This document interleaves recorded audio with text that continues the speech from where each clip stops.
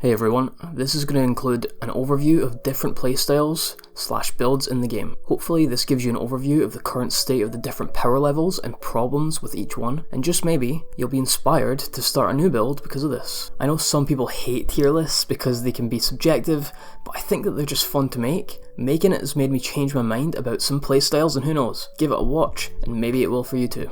Tell me what you think and let's get into it. So first off, I'm going to go over daggers. I think these are one of the easiest ones to place. Their attacks are fast, they do pretty high damage, it's easy to get an attack off and back away, and their stamina usage is pretty good as well. You won't be in the situation with daggers where you attack twice and you don't know what to do because you're out of stamina and you can't dodge anymore. Yeah, honestly, pretty simple. I love this playstyle. I'm going to rank it a 3, which is in the B tier. Next is probably going to be the most controversial one, which is two-handed melee. It does high damage single hits, but probably less DPS than other playstyles.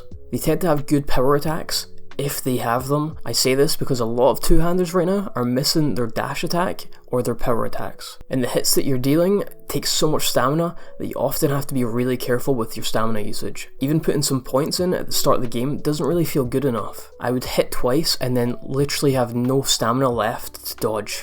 I just feel like for two-handers there's not enough payoff for using them. In Dark Souls you might one-shot a normal enemy with a massive two-hander, and here it might take 3 to 6 normal hits.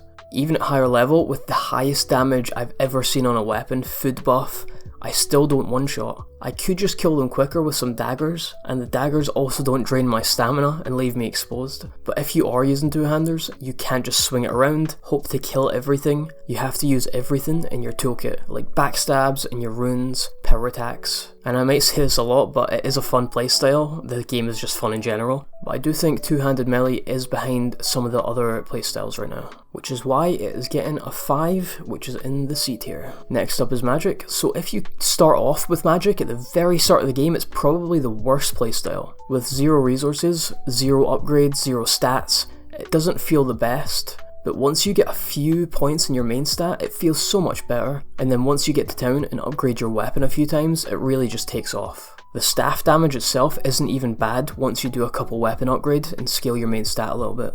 You can put channel on a second weapon and then just kind of abuse it with life on kill, or you could even just use focus potions. Focus potions being so cheap, you don't need any crazy build for magic to be amazing. Although magic isn't my favourite playstyle, it is very strong, still very fun, and it gets a 2, which is A tier. Okay, next. This is going to be a playstyle of using a one-hander with a bow as your off weapon, the proper way. So by this I mean using your one-hander, building up some focus, and then shooting arrows when you get the opportunity. However, normal bow attacks are so weak to the point where you'll be wondering why you're doing it. I tried this playstyle and it just feels like normal arrows are tickling the mobs. If you really want to use a bow, the best way to do it is probably just use your one-hander until you have enough focus for cone shot. And it's not that cone shot is like ridiculously overpowered, it uses 100 focus, but the other tools in the bow's arsenal are just so weak. There are some use case scenarios where you can finish off a monster on 1 HP, but yeah, they're few and far between. It's definitely the playstyle I was most disappointed by, and most looking forward to. If you start off using a bow and a one-hander, it's quite a bad time. At the start of the game, you're looking to put some points into stamina for your one-hander, you obviously need health, you probably want some equip load, so you're not scaling your dexterity insanely high to begin with, and your bow is just tickling mobs. You will just be wanting to backstab most of the time with your one-hander, and then if you're in melee range with your one-hander anyway, you'll probably just use the rune attack with your one-hander at that point. So yeah, this is getting put in number 5, which is the C tier, and only because it has a one-hander. That's the thing that saves it. Alright, one-hander with shield. This does decent damage. One-handers are pretty good in general, but a lot of the time your shield just isn't doing anything unless you want to optimize the shield, which I will cover in the next build. So why is the shield not doing anything most of the time? Well, when you block, you still take damage, a lot of damage from hits, and in this game, parrying has no riposte. For those that don't know, riposte is an attack of opportunity that you get in Dark Souls when you parry an enemy. The best you get in this game is a couple seconds that the enemy's on the ground, but sometimes they don't even do that. When you parry some enemies, their attack combo doesn't even stop. So yeah, parrying not really that rewarding where you could just backstab an enemy instead and kill them instantly. There are use case scenarios though, and parrying is fun, and also one-handers get some powerful unique weapons at the end of the game. Overall, I'd say this playstyle feels quite good to play from start of the game to end, and I'm going to give it a 4, which is in the B tier. So I mentioned previously about optimizing your shield, and I'm going to cover that now. So this build is all about parries being prioritized. You can stack up a lot of damage on parry using silver rings, a mod on your weapon, a mod on your shield, a mod on your gloves, and the socket in your gloves as well. Obviously, if you're only parrying, there's going to be a lot of waiting around, but you have so many tools at your disposal. Even though we're prioritizing parries, you should still look for the backstabs and the rolls and the ruin attacks. It might take a little bit of getting used to, because if you're looking specifically for parries, you might find yourself waiting and then think to yourself, well, I could just be backstabbing them right now instead. Giving parry priority means that your one-hander will be somewhat weaker though, as you're trading damage increase rings for silver rings, and perhaps giving up some other item mods as well. You have the option to switch rings for the bosses though. So yeah, I actually think this is quite good, and it's really fun as well. Parrying's very satisfying. I'm going to give it a 3, and that puts it in the B tier.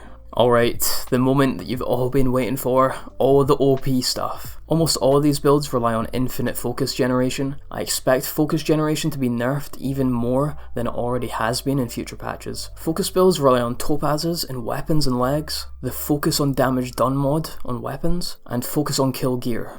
Alright, the first build I'm going to go over is Fire Throw. Alternatively, you can just use any other elemental throw. It uses the highest base DPS two-hander that you can get. My weapon is actually currently bugged and it doesn't throw it, but it does still work. So this uses the Rune Fire Throw from the Climber's Pick weapon. It hits twice, once on the way towards the enemy and once back. It does an insane amount of damage and it only costs 50 focus. So if you try and set up your gear where you're getting quite a lot of focus back, you can just infinitely spam this move over and over. Even if you can't infinitely spam this move all the time, it's just worth having because it's so strong still. And Fire Throw is going into number 1, which is S tier. Alright, next is Magic. Again, but with infinite focus. This is just way too strong. You never need to do the playstyle of going for melee attacks, get enough focus to do a spell. You just keep casting over and over again. I recently got a 15-second boss kill start to finish using the Fallen Sky Staff, but honestly, any staff and any magic kind of works for this.